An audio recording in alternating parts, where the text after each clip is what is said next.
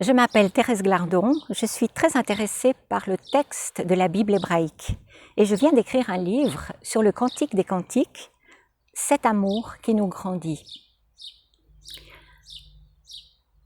Que vient faire dans la Bible ce chant d'amour passionné, le plus beau de tous les chants, comme signifie son titre?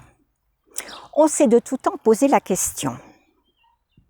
En effet, on peut être rebuté, choqué ou enthousiasmé par ses accents érotiques et profanes.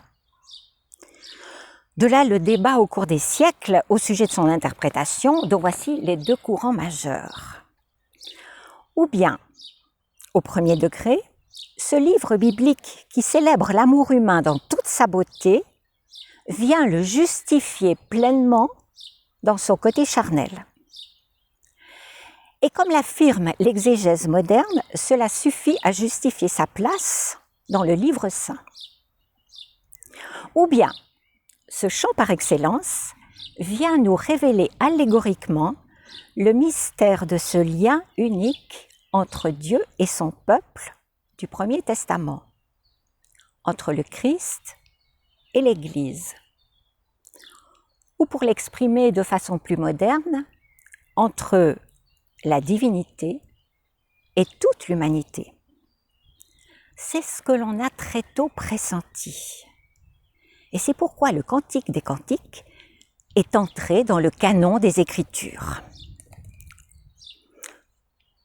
Tout au long de mon ouvrage, je garde ces deux niveaux de lecture. Il y en a d'autres. Comme deux axes complémentaires, l'un horizontal, l'autre vertical, pour permettre au texte original de déployer librement et de livrer toute sa résonance. J'en fais une analyse linguistique, littéraire, historique et théologique. J'en propose une traduction qui sert de près sa formulation originale, tout en tenant compte des versions existantes et qui, dans un langage actuel, recherche une certaine beauté poétique. Ensuite, je puise dans l'immense trésor des interprétations juives, chrétiennes et même laïques, anciennes et récentes, pour extraire de sa symbolique des applications existentielles et spirituelles. Finalement, j'écoute le cantique comme une femme d'aujourd'hui. Au travers des descriptions enthousiastes des amoureux l'un pour l'autre. Que tu es belle, ma colombe, que tu es doux, que tu as de charme, mon aimé. J'entends plus profondément le secret d'un amour fou murmuré à chacun d'entre nous. Une déclaration divine entièrement positive à notre égard. Écoutez, tu es mon unique, tu es toute belle, en toi pas de défaut. Ce regard émerveillé à l'intérieur du couple du cantique reflète celui de Dieu à notre égard. Un amour qui nous grandit.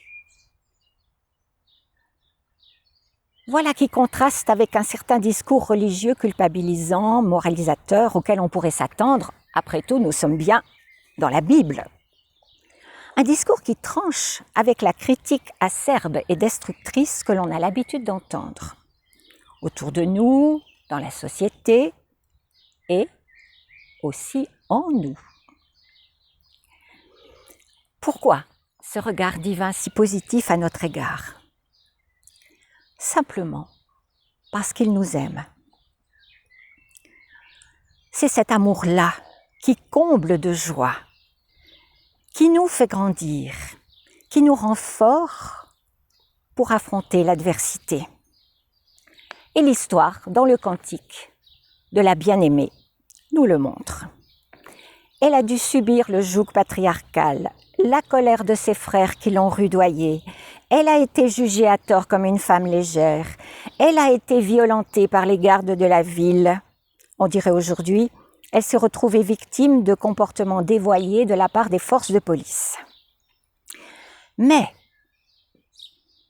la flamme qu'elle éprouve envers son aimé, lui donne le courage, la ressource de ne pas abandonner, de ne pas se détourner de son but, ni tomber dans l'amertume ou la soif de vengeance, mais de découvrir la force et l'élan qui vont lui permettre de tout traverser.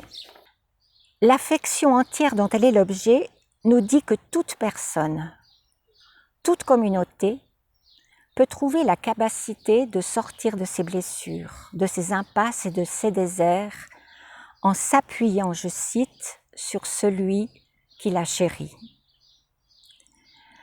Ces dialogues avec le bien-aimé nous révèlent comment elle le cherche assidûment, comment elle le poursuit à travers tous les obstacles, même quand il a l'air de disparaître et de la fuir. Finalement, elle le retrouve, ou plutôt, elle le trouve. Mais je ne dis rien maintenant sur le comment, ni non plus sur la fin mystérieuse du cantique. Il faudra lire le livre. C'est une belle allégorie de notre quête, de la soif profonde qui habite tout être et qui rencontre la source de la divine passion.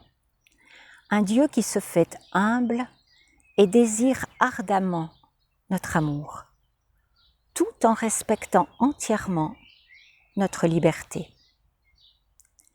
La question alors est comment oser croire, comment s'ouvrir, recevoir cette divine tendresse. Là encore, il faudra lire la conclusion de l'ouvrage. Ce livre biblique, surprend aussi par son étonnante modernité. La place accordée au féminin en pleine époque patriarcale, à l'entière égalité et à la réciprocité dans la relation.